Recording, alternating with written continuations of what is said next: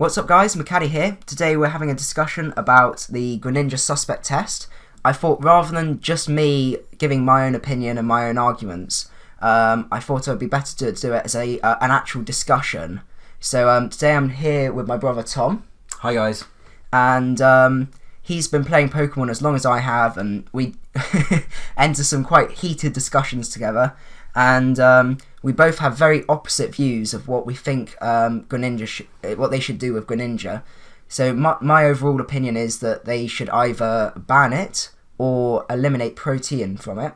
And Tom's view, well, you can tell you. No, I think it's perfectly fine how it is. Obviously, it's completely top tier threat. One of the best Pokemon in OU, undisputed. You couldn't say anything different. But again, that doesn't necessarily mean it should be banned as such. It's still a really good mon. Just I don't think it centralizes the metagame to the point where it should be banned to Ubers. So what we're going to do is we're just going to run through sort of some of the attributes of why it's a threat, and also some of the weaknesses that it has, and then at the very end discuss the possible solutions that can be made to. Or if there are any solutions that need to be made to actually solve the Greninja test. So the first thing we're actually going to consider is the speed of Greninja. So its base speed is 122, which when you have a look down the whole list of OU, places it second in the whole tier, with Talonflame coming first with a speed of 126. So the first issue that you can clearly see is that it outspeeds a very large proportion of the metagame, assuming that they are unscarfed. Obviously, a lot of UU mons do get used in UU. So we're also going to have a look at and see what we had a look to see what mons from UU will also outspeed Greninja. So when you extend this search, we found that Weavile, Crobat, and Aerodactyl outspeed Greninja. And then if you want to bring some of the new Megas up, you've got Mega Lopunny, Mega Beedrill, and Mega Pidgeot, which all outspeed. But when you actually look at all of these, especially the UU counters, all of them are weak or extremely weak to Stealth Rocks, which means if you bring them in, obviously the player with the Greninja will know straight away that it will be outspared and taken out. And if he does value the Greninja, he can very easily switch out.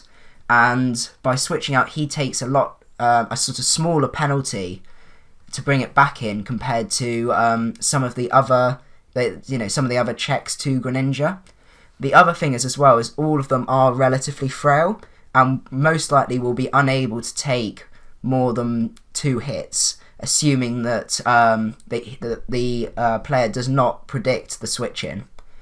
Mega Lopunny and Mega Beedrill, and as well as Mega Pidgeot, also aren't particularly OU material. So that's another thing that you've got to consider.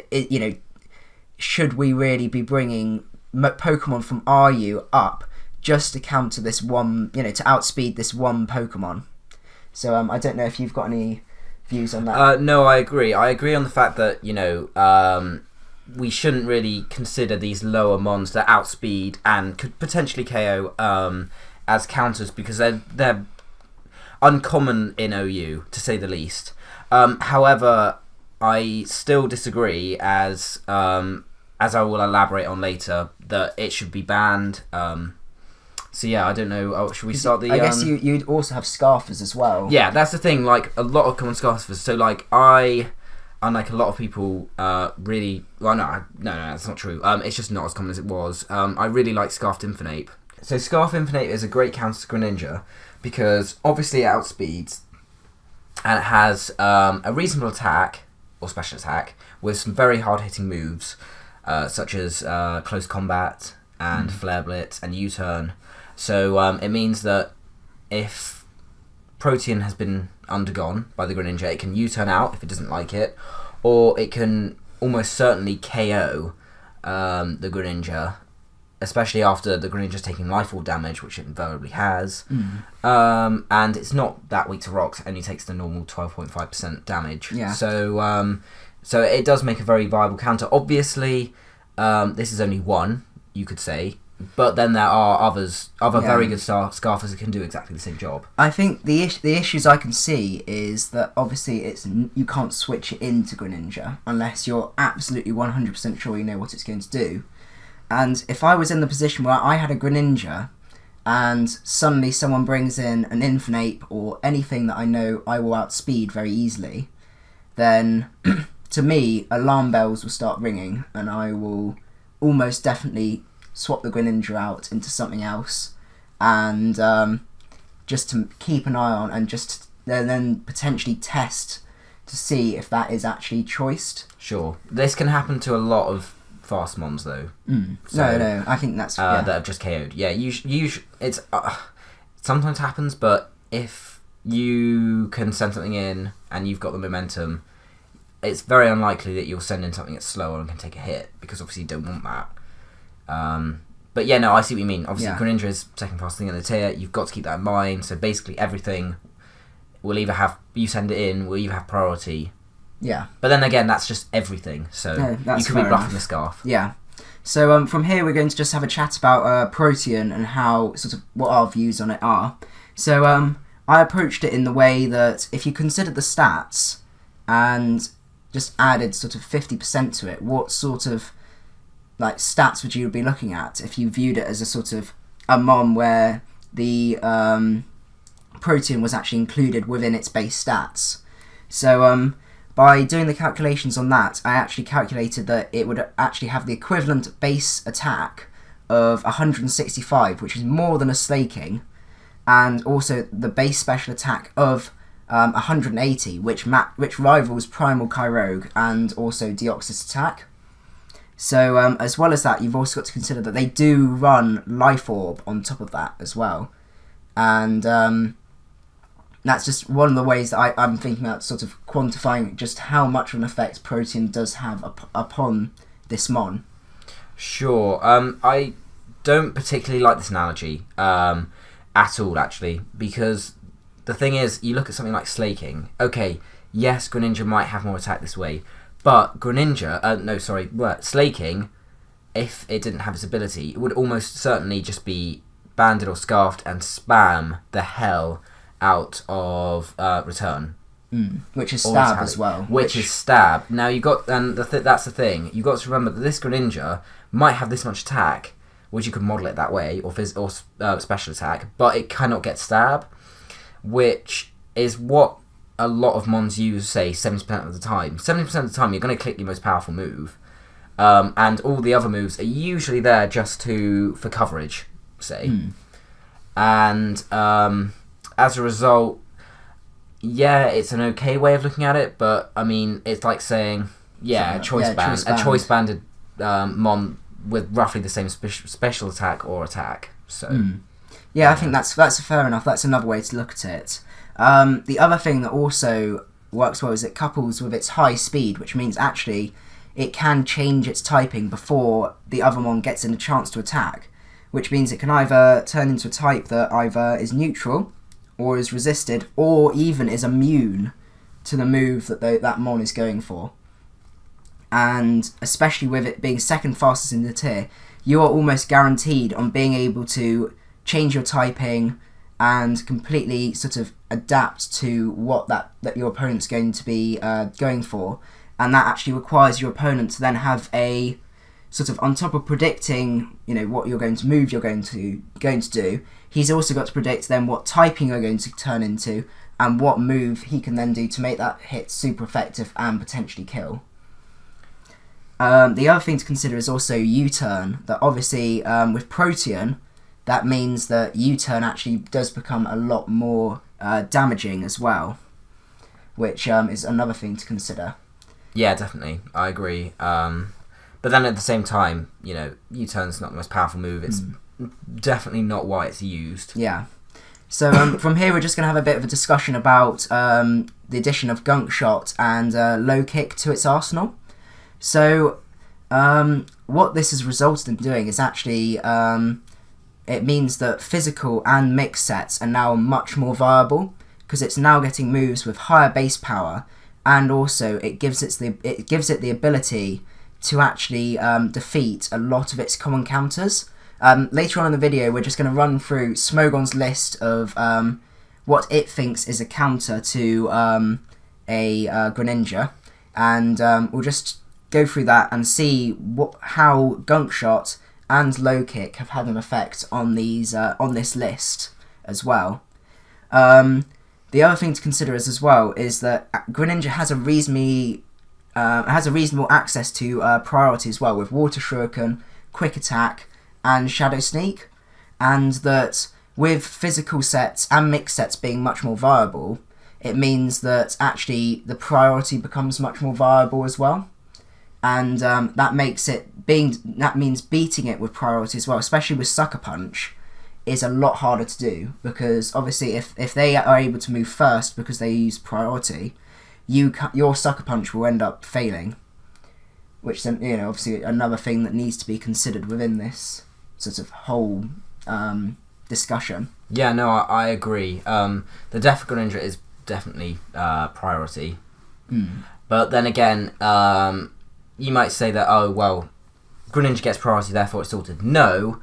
Definitely not, especially if the other one's bulkier, because then it just almost completely eliminates the need of speed, and it forces Greninja to go for that priority move, which is much less likely to KO, especially something, you know, like Conkeldurr's Mach Punch. The Conkeldurr, even though it's slower, is definitely going to come out on top almost all the time. You know, I think that's Dragonite's Extreme Speed. Well, I suppose Extreme Speed has more priority anyway. Yeah. But you know what I mean. It does force the Greninja to do that, which still means it's good, but ultimately it's going to be much less threatening than what it was before. I think also this problem with the moveset has only sort of reasonably recently come to the attention because of the banning of Megaments. With Megaments when Megaments was prevalent within the metagame, it meant that Greninja was actually a very good counter to it when you ran it Scarfed, because even with one Dragon Dance up, you would still outspeed and one-hit kill with an Ice Beam. So obviously with the banning of Megaments, this means that Greninja no longer has to run a Scarf to be used as that specific counter, and the common set has now very much slipped back into the original Life Orb set, which I would say is much more threatening. Which was prevalent in Gen 6, because the ability for it to change moves is what defines it as such a great, such a big threat within the tier. Definitely. So from here we're just going to have a run through of the different counters that Smogon suggests, and with the new addition of Low Kick and Gunk Shot, whether they actually are sort of still considered counters. So the first ones that we've got to look at is Chansey and Blissey, which obviously both wall these on the special side, but once you factor in both Gunk Shot and Low Kick, which both do pretty much the same amount of damage, you can see in the damage calcs below, the main difference is that with Chansey's increased physical bulk, it can actually take the physical hits a lot better than Blissey can, and with Blissey even having the potential to be 2-hit KO'd. The other thing to consider as well is actually in terms of offensive presence, Blissey does not have a good enough offensive presence to actually be healing up and also still attacking. Whereas at least with Chansey, it still has the chance to get a wish up, get a hit off, heal back up, that sort of thing. No. Whereas Blissey's going to really struggle. The only thing you can do is you can whittle it down with its own Life Orb. Yes, and then swap into something that can take it and hopefully has priority and then take it out. Yeah, which is fair enough, but it's still not as viable as it used to be. No, at the very least. No. Chansey is still probably, I would say, one of the number one counters to Greninja, but Blissey is definitely struggling a lot more with that. The next ones on their list are Florges, Clefable, Azumarill, and Mega Ordino. Now, we've got a whole sort of selection of calcs that should be on your screen now that show that actually, even uninvested, Greninja's Gunk Shot can do a huge amount of damage to, and most of these seem to be one-hit KO'd. Yeah, definitely. With rocks as well. No, and also you've got to remember, so pick something like Florges, which is, would have been a very, very good counter. It gets outsped by the Greninja, and Greninja, even if it misses its Gunk Shot, it's still now a poison type. So the Moonblast coming its way is just going to do nothing. And it can't be toxic. And no. All that sort of thing. It's definitely a great fairy counter now, even though it's originally a dark type. Yeah. The other ones that we can look sort of almost like a lump sum is the Snorlax, Umbreon, and P2. Now, all of those are mainly UU mons, and with the sort of the power increase from UU to OU being so large, they very much struggle sort of with actually being able to take hits in that tier, which is why they've never really sort of recently been able to pierce through that tier, and they're not particularly used commonly. So if we're having to run these to actually counter a Greninja, then surely something must be wrong, if that makes sense, to actually have to bring unviable mons up to OU to actually beat one Pokemon within the tier. Sure. Again, though, I don't agree that you have to bring these up. I think a well-balanced team with a good Scarf, a good priority, can take it out. Just know one specific thing, or a group of, you can't be like, these specific things can take it. No, you have to have a well-built team. These mons that you've just mentioned are very good counters that you could bring up, but again, it's not got the same feel that you have to do this. You can do it other ways. Otherwise, we would see it as just this thing that completely rampages over you, and there's nothing can be done. I think also with Snorlax, it definitely takes a huge amount of damage from low kick. Oh, sure. Which is another problem as well. Continuing on with the list, we've got Conkeldurr, which in my opinion is still probably the best counter to Greninja. Sure, yeah, definitely. Conkeldurr can not be overstated how good it is. It's just generally as a mon, it's a fantastic one. Yeah, it's I really fantastic. Like it. Assault Vest. Oh, it means beautiful. it will very easily take Greninja's special hits. Even Extrasensory, as you can see, is not, it's not doing a huge amount of damage to it, and it can very easily hit back with drain punches. It has access to excellent priority and knockoff as well, which if you predict the Extrasensory, can very easily one hit kill Greninja. And then finally, the last one that we touched on earlier was Weavile. Now, the problem I've got with Weavile is, yes, it is able to outspeed and kill Greninja, but its lack of high damage moves means that actually it really struggles in this tier to actually do a large amount of damage to a lot of the more defensive and bulky mons within the tier. Yeah, its definitely. frailty relies on one-hit kills, and unfortunately its move pool is not sort of high enough in terms of power to actually allow it to achieve that within this tier. No, I mean, obviously with knockoff now it's great. Definitely one of the best things for it. But yeah, no, I agree. It's not the best thing ever by any stretch of the imagination. It definitely can't switch into it. So from here we're just going to have a bit of a discussion about Uber tiers as well. Yeah. And whether we think actually if you did place Greninja in Ubers, what would it do? How well would it go? So well, first of all, I'd like to mention something else. The reason that mons are subject chested for Ubers, or have mainly gone to Ubers, is because they have a very good potential and an ease to completely sweep your team. Look at something like Aegislash. It can have Autotomize, I think Autotomize? Autotomize. And Swords Dance, meaning, with fantastic priority and a really good ability, and obviously King Shield, it can really easily sweep teams. Like, it's quite scary. Therefore, it's gone to Ubers. I don't necessarily think it should have gone to Ubers, but it did, because it can definitely 6-0 a team. Same thing with Mega Kangaskhan. That thing can, if you get off a couple of power up punches, that is a serious threat for you. You could get 6-0 really easily. Yeah. By that. But again, if you look at a Greninja, it is a very good mon, but unless the team is exceedingly poorly built, or the player is very, very bad at playing competitive Pokemon, this thing cannot 6 OU. It just simply can't. You should have enough priority or good enough Scarfers to take this mon on in OU. Yeah. And if you don't, then I think it's on you. I don't think it's the Pokemon's fault. So yeah, I don't think that it should go. I don't think it should go. Yeah, in terms of setup, it is very limited. I think Power Up Punch is its only real viable move, which, granted, it can work, but it is very situational to be able to pick off a weakened mon with a Power Up Punch and then with a purely physical set run through from that. But I think the danger of Greninja, in my opinion, is not necessarily its ability to set up and sweep a team.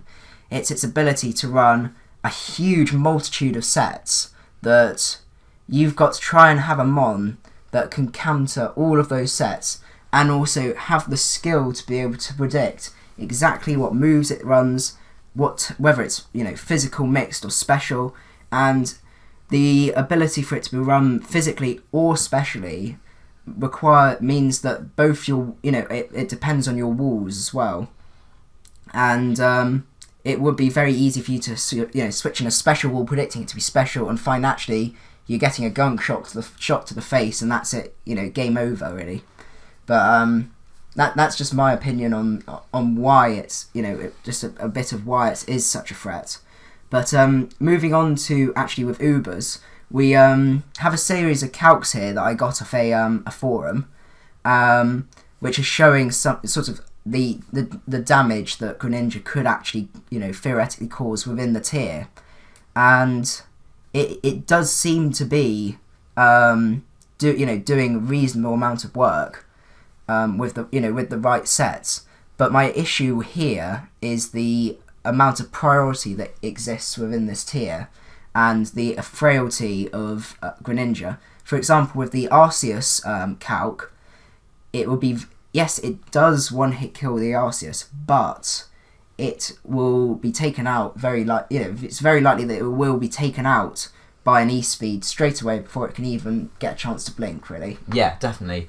You got to look at it as Ubers is run by the completely broken. So things that can either very easily set up and suit your team, like Aegislash, or things that are just so bulky and incredibly hard to break, but can still hit you. Mainly, the legendary Pokemon such as Arceus and Kyogre, Primal Groudon, Xerneas, things like that. Things that you could kill, but it would be so hard. And these things are so dangerous towards you as well. And Greninja is good, but it's not good enough. It doesn't have the bulk it doesn't have the setup, first of all, and it doesn't have the bulk to take on these mons. So if I was going to build a team in Ubers, I almost would not even consider it. I'd stick to the well-known things. Arceus, Mega Kangaskhan, Primal Groudon, Primal Kyogre, Palkia, Xerneas, things like that. Yeah, I think that's fair enough.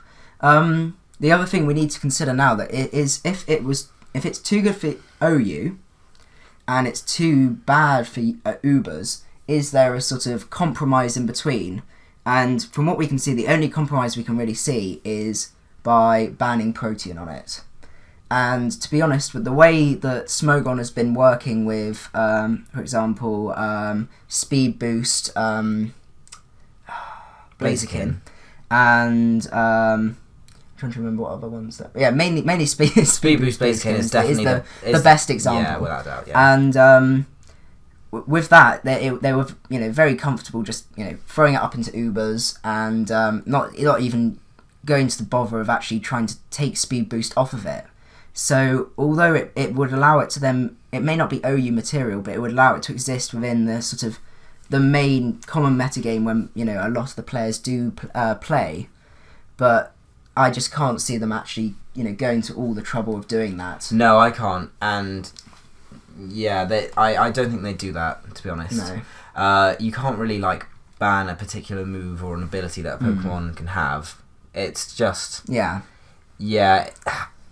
Doesn't leave a good taste in your mouth, I suppose. I don't know how to put it, but yeah, I doubt they'd do that. Wouldn't really agree if they did that. I'd rather it just got banned to Ubers. Yeah. Because I think it should be the Pokemon, not the ability or the moves that it has. Unless, if it shares it with other things. You know, obviously, like Mega Kangaskhan is really good because it gets Parental Bond, but, you know, that's the only Pokemon that gets it anyway, so... My other worry would be, as well, is that the other Pokemon that actually does run Protean is Kecleon, and as sort of NU being one of my favourite tiers, I would be actually quite upset if they also ended up sort of blanket banning Protean and actually that losing out on it, because it is a very viable mon within that tier, and I quite like the fact that if it's sort of rise to fame as well. Sure, and also just the fact that Protean's such a cool ability, it's really cool, and it does give another aspect to the to your game if you're using it. Yeah. Especially with Kecleon, actually. Yeah. You know, definitely, especially with Shadow Sneak and things like that. Kecleon as well, it doesn't have the speed to pull off the same sort of tricks that Greninja does. No, it is definitely no Greninja. Yeah, but that's what sort of makes it so different from Greninja. And yes, it does have access to some priority, but then it makes you sort of, gives you the ability to pull off some sneaky moves, which I quite like. Yeah, no. Especially with sort of predicting fighting moves and things like that. But anyway, so to sort of wrap up and sort of our final conclusions, my opinion is that they should ban Greninja, mainly because of the multitude of sets that it has, the lack of counters, and either the requirement to bring counters up from lower tiers where they may not function as well as, you know, other OU mons, or the requirement to only run 1 or 2 OU mons that can actually, you know, fully counter this mon. The wide range of sets that it can run as well, and being able to, lacking the ability to actually easily predict whether it's physical, mixed, or special, is also a major factor in my opinion, really. No, I definitely agree with Will that it is incredibly dangerous, but I think it would be exceedingly sad if it goes to Ubers, especially by how much love it gets by the Pokemon community, because it is one of the coolest Pokemon ever created. Maybe one of the best 6th gen. It's hard to say. And it would be a real shame to see it go, because especially as we said, it's not going to be any good in Ubers, really. And it's in my opinion, not too good for OU as well. It can't sweep your team. There are a lot of ways to kill it, especially with Scarfers. So, yeah, I mean, that's what we think. Yeah, I think that's fair enough. Yeah. And I think the most ideal situation would be to ban Protean on it and let it go down to the lower tiers where people can still use it. I think it's quite sad to just sort of throw it away like a broken toy or something like that up in Ubers, where only a small proportion of people that do use Ubers would play it, and even then it's not an excellent mon in there, so I think its usage would drop dramatically, and I think that's quite sad, really. If that makes sense. I agree. Again, I disagree. I think it's perfectly fine where it is. Yeah. OU deals with threats like this all the time. You know, Dragonite, things like that. You know, pop mons that can do some really big damage to you. You know, Scarflando, fantastic mon. That's the thing. OU is for the best, not broken mons out there, and I definitely think it fits that category very nicely, and don't see that it should really be banned. Yeah. Okay, so first of all, I'd just like to very quickly thank Tom for staying here problem. I enjoyed it. Well, no, thanks having the sort of devil's advocate of my side of my side of the story. I would really appreciate if you guys, if you're still there, to comment on the video and sort of have a informative discussion about what your opinions are. I'd really like to know what your opinions are, and I'm not asking you to agree with me, but I would really like to see, you know, what your feelings are on this. And I know this has been a very long video, but I hope you guys have enjoyed it and you found it informative and interesting. And I'll see you guys at the next one. So in terms of this series, it's not going to be a sort of continuous sort of a single series. It's going to be more of a continuous thing where if there is a topic that you would like to suggest to us, if we can fit the time in and schedule it together, we're both very happy to give do a little bit of research and both form our own opinions and come together and discuss it in this fashion. Yeah, it's great fun. I'll definitely be up for this again. So yeah, see you guys in the next video as well, and yeah, I hope you enjoyed the content. Macadii out.